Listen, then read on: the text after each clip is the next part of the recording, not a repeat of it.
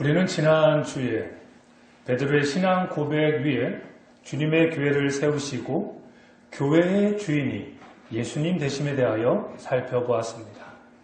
그리고 교회는 건물이 아닌 부르심을 받은 자들의 모임으로서 우리가 곧 교회라는 사실도 살펴보았습니다. 오늘은 그렇게 세워진 교회의 두 가지 특징을 2주에 걸쳐 살펴보려고 합니다.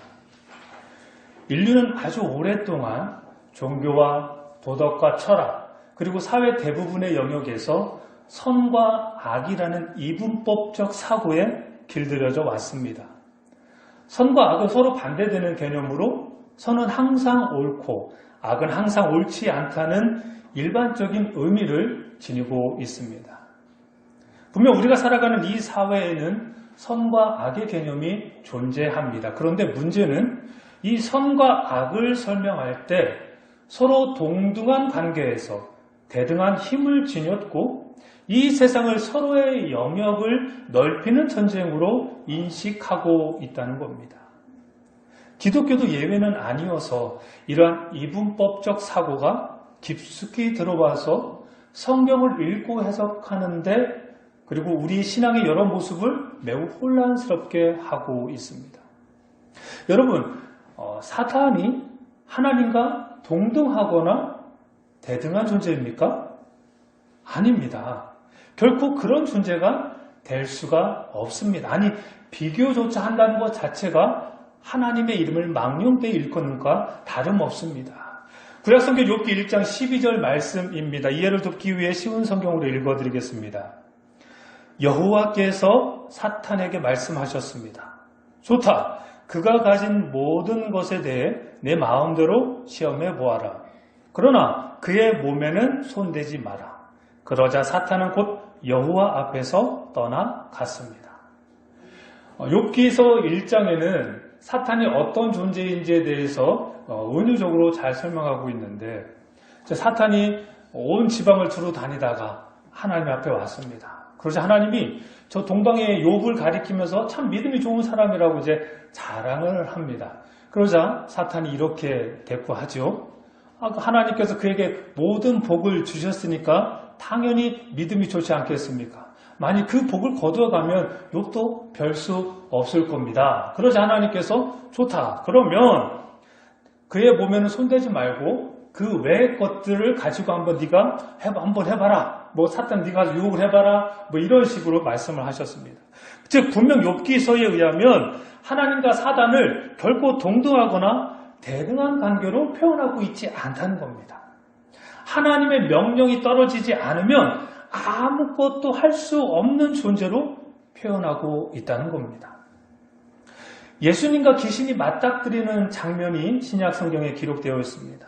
그 장면에서도 이와 비슷한 모습들을 발견하게 됩니다. 마가복음 5장 6절부터 13절 말씀입니다. 역시 이해를 돕기 위해 쉬운 성경으로 읽어드리겠습니다. 귀신 들린 자가 멀리서 예수님을 보고 달려와 엎드려 절을 하였습니다. 그리고 큰 소리로 가장 높으신 하나님의 아들이신 예수님, 저와 무슨 상관이 있으십니까? 제발 저를 괴롭히지 마십시오 하고 외쳤습니다. 그것은 예수님께서 더러운 귀신아 그 사람에게서 나오너라 하고 그에게 말씀하셨기 때문이었습니다. 예수님께서 그에게 물으셨습니다. 내 이름이 무엇이냐? 그가 대답했습니다. 레기온입니다. 이는 우리의 수가 많기 때문에 붙여진 이름입니다. 그는 예수님께 자신들을 또다시 이 지방에서 쫓아내지 말아달라고 간청하였습니다. 마침 그곳 산 허리에서 많은 돼지떼가 먹이를 먹고 있었습니다. 더러운 귀신들이 간청했습니다. 우리를 저 돼지들에게 보내셔서 들어가게 해 주십시오. 예수님께서 그렇게 허락하셨습니다. 더러운 귀신들은 그 사람에게서 나와 돼지떼 속으로 들어갔습니다. 그러자 거의 2,000마리나 되는 돼지떼가 호수 쪽으로 산비탈을 내리다가 빠져 죽었습니다. 예수님과 귀신 사이에 어떤 동등함이나 대등함이 엿보입니까?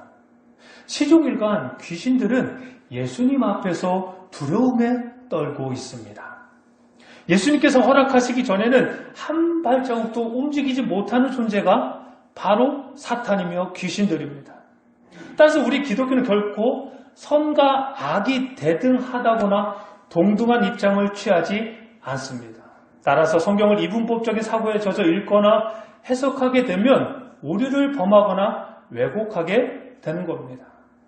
이렇게 성경의 해석을 오류를 범하거나 왜곡한 이단 중에 가장 대표적인 이단이 바로 베레아 성락교의 김기동 씨입니다. 그 사람은 예수님께서 이 땅에 오신 이유를 뭐라고 말하냐면 귀신을 멸하기 위해서 오셨다라고 말합니다. 그러나 그것은 아주 일부분이죠. 예수님께서 오셔서 귀신을 멸하신 건 맞지만 그것이 주된 사역이 아니시라는 거죠. 따라서 우리는 이미 사단과의 전쟁에서 승리했습니다. 그러니까 우리는 두려워할 필요가 없는 겁니다. 그래서 주님께서 세우신 교회는 음부의 권세가 이기지 못하는 겁니다. 오늘 본문 18절 말씀입니다. 또 내가 내게 이르노니 너는 베드로라. 내가 이 반석 위에 내 교회를 세우리니 음부의 권세가 이기지 못하리라. 본문에서 말하는 음부의 권세는 세상의 악한 세력을 뜻합니다. 또한 사단과 그 졸개들의 세력을 의미하기도 하며 죽음의 세력으로도 이해되곤 합니다. 따라서 인간에 비하면 큰 힘을 가졌으나 사탄 역시 피조물에 불과하기 때문에 사단이 가진 권세로는 도저히 주님께서 세우신 교회를 무너뜨릴 수 없다는 겁니다. 이미 선과 악의 전쟁은 일찍 끝났습니다. 예수님께서 십자가에서 다 이루었다라고 말씀하신 그 단어에 모든 것이 다 포함되어 있는 것이죠. 죽음의 권세 역시 마찬가지입니다. 십자가 위에서 대속제물이 되셔서 죽으셨지만 주님께서는 그 죽음의 권세를 무너뜨리고 부활하셨습니다. 그리고 주님께서 영원히 살아계셔서 주님의 교회를 영원히 지켜주십니다. 지금도 하나님의 보좌 우편에 앉아 계셔서 우리를 위해 끊임없이 중보하고 계시는 분이 바로 우리 예수님이신 것이죠. 따라서 주님의 교회는 아무리 악한 세력이 나올지라도 결코 무너뜨리거나 없애지 못합니다. 교회사가 이를 잘 증명해 주고 있습니다.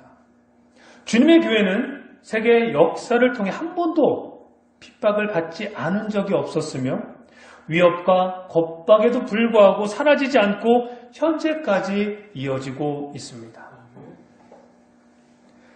북한에도 지하교회가 존재합니다. 뿐만 아니라 다른 종교 자체를 받아들이지 않는 저 중동 지역에서조차 주님의 교회는 세워지고 있고 그 세워진 교회는 주님에 의해 지켜지고 보호되어지고 있다라는 겁니다. 한국교회 역시 마찬가지 아닙니까? 100년 전 죽음을 각오한 젊은 선교사들이 이 땅에 들어와서 주는 그리스도시요 살아계신 하나님의 아들이십니다 하는 이 복음을 증거하여 주님의 교회가 전국에 세워졌습니다. 그리고 100년이 지난 지금 외형적으로는 놀라울 만큼 성장했습니다. 인구 대비 가장 많은 선교사를 파송할 뿐만 아니라 큰 도시마다 초대형 교회가 즐비하고 이제는 세계 교회를 주도하는 영향력 있는 한국 교회가 되었습니다. 그런데 그것은 어디까지나 외형적인 모습입니다. 현재 한국 교회의 상황은 어떻습니까? 사실 20년 전부터 전도가 잘 되지 않았습니다. 그리고 교인들은 대형 교회로 수평 이동하기 시작했습니다. 이는 세속적 가치관과 이데올로기 그리고 철저히 자본주의 원리에 입각한 훼손된 복음이 아니죠. 가짜 복음이 하나님이 아닌 만몬을 숭배하게 만들었기 때문입니다. 출애굽한 이스라엘 백성들이 하나님을 만나러 간 모세의 빈자리가 크게 느껴지자 애굽을 떠나올 때 받은 금 장신구들을 모아 소의 모양으로 동상을 세워 그것을 향해 자신들을 애굽에서 이끌어낸 하나님이라고 하지 않았습니까? 마찬가지로 현대에서는 훼손된 복음이 예수님을 4대 성인 중 한 사람으로 혹은 위대한 스승으로 혹은 위대한 상담가로 혹은 나를 위해서만 존재하는 아주 미신적인 미개적인 존재가 되어버렸습니다. 이제 여러분에게 묻습니다. 그런 것을 주장하고 가르치는 교회를 과연 주님의 교회라 할 수 있겠습니까? 아니 그런 모임이나 단체나 조직을 과연 교회라고 부를 수 있겠냐는 겁니다. 결코 그럴 수 없을 겁니다. 그것은 교회가 결코 아닙니다. 음부의 권세에 의해 함락되어진 곳은 결코 교회가 아닙니다. 왜냐하면 주님이 세우신 교회는 결코 음부의 권세가 이기지 못할 거라고 장담하셨고 선언하셨기 때문입니다. 주님께서 세우신 교회는 결코 음부의 권세가 이기지 못하는 곳입니다. 만일 음부의 권세가 이겼다면, 교회가 세속화가 되어서 만몬주의에 물들었다면 그곳은 교회가 아닙니다. 크고 웅장한 건물과 넓은 주차장, 그리고 많은 사람들이 모인다고 해서 교회라고 할 수 없습니다. 반면 작고 주차장도 없으며 적은 사람들이 모인다고 해서 또한 교회라 함부로 부를 수 없습니다. 교회는 그렇게 외형적인 모습으로 좌우되지 않기 때문입니다. 주는 그리스도시요 살아계신 하나님의 아들이십니다 하는 이 믿음의 고백이 있어야 하며, 이 믿음의 고백이 우리의 삶 가운데 온전히 드러나야 한다는 겁니다. 또한 주님의 교회이기에 주님께서 주인이신 곳이 교회입니다. 주님만이 이 교회의 주인이신 것이죠. 그러므로 거대한 건물 때문에 주눅들 필요도 없고 많은 사람들이 모인다고 해서 부러워할 필요도 없습니다. 중요한 것은 우리의 모임이 과연 주님께서 세우신 교회인가 하는 겁니다. 그게 우리의 정체성을 찾는 길이죠. 주님이 보시기에 주님께서 세우신 교회만이 진정한 진짜 교회이고, 그러한 교회만이 세상의 희망이 되기 때문입니다. 우리는 교회입니까? 왜 아멘 안 하세요? 우리는 교회입니까? 그렇다면 음부의 권세가 우리를 결코 이길 수 없습니다. 이 또한 하나님의 은혜 아니겠습니까?